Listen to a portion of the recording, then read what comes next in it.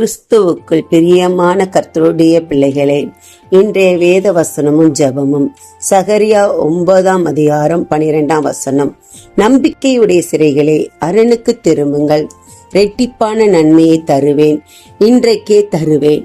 கர்த்தராகிய ஆண்டவர் உரைக்கிறது என்னன்னா, நம்பிக்கையுடைய சிறைகளே, அரணுக்கு திரும்புங்கள், ரெட்டிப்பான நன்மையை தருவேன், இன்றைக்கே தருவேன் என்று கர்த்தர் சொல்கிறார். உங்க வாழ்க்கையில நீங்க இழந்திருக்கலாம், இல்லைன்னா விளக்கப்பட்ட இடத்திற்கு, ஒருவேளை நீங்க வேலை செய்யற இடத்துல, தொழில் வியாபாரத்துல நீங்க ஏதாவது தோல்வி அடைந்த ஒரு நிலைமையில, இழந்து போன ஒரு நிலைமையில இருக்கலாம். ஒருவேளை உங்களுக்கு பிரியமானவர்களை இழந்திருக்கலாம். ஒருவேளை உங்களுக்கு நீங்க ஒன்றுக்கும் பிரயோஜனம் இல்லாதவங்கன்னு சொல்லி விலக்கி வச்சிருக்கலாம். இப்படிப்பட்ட இடத்திற்கு கர்த்தர்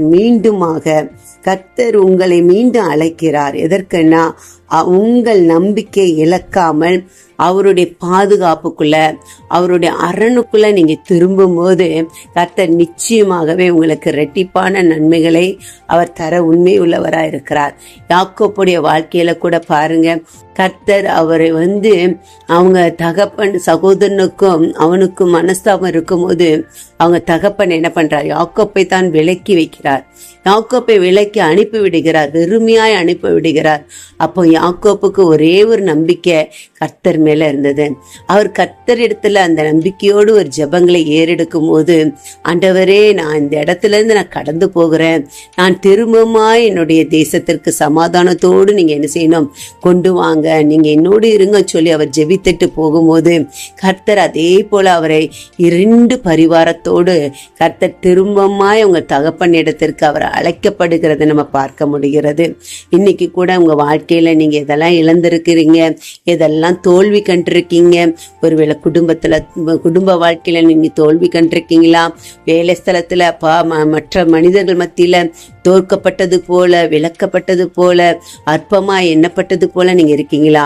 சோர்ந்து போகாதீங்க, நம்பிக்கை விட்டு விடாதீங்க. உங்க நம்பிக்கை கர்த்தர் மேல வைங்க, கர்த்தர் மேல வச்சு கர்த்தர் பக்கமா திரும்புங்க. உங்க நம்பிக்கை முழுவதும் கர்த்தர் பக்கம் திரும்பி நீங்க அவருடைய செட்டின் நிலையில வந்துருங்க. கர்த்தர் உங்களையும் உங்கள் குடும்பத்தையும் ஆசீர்வதிக்க அவர் உண்மை உள்ளவரா இருக்கிறார். ஜெபிப்போமா.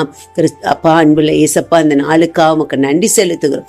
இந்த நாளிலும் கேட்கிற அப்பா அந்த வசனத்தை, இன்றைய வேத வசனம் ஜெபத்தை அப்பா கேட்கிற ஒவ்வொரு சகோதர சகோதரிகளுக்காக, இதை கேட்கிற ஒவ்வொருவருக்காக நமக்கு நன்றி செலுத்துகிறோம். அப்பா தகப்பனே, இந்த நாளில் கேட்ட சத்தியத்தின்படி, வார்த்தையின்படி அப்பா நம்பிக்கையற்று போய் திடனற்று போய் இருக்கிற ஒவ்வொருவரையும் நீங்க பலப்படுத்தி அப்பா உங்களுடைய அரணுக்குள்ள, உங்களுடைய பாதுகாப்புக்குள்ள, உங்களுடைய செட்டைகளுக்குள்ள மூடி மறைத்து கொண்டு அப்பா உங்களுடைய எல்லா ஆசீர்வாதத்தையும் நன்மையை, இரட்டிப்பான நன்மையை தரும்படியாய் இயேசுவின் நாமத்தில் நாங்கள் ஜெபிக்கிறோம். அப்படியே நீங்க செய்கிற அன்பிற்காய் ஸ்தோத்திரம்.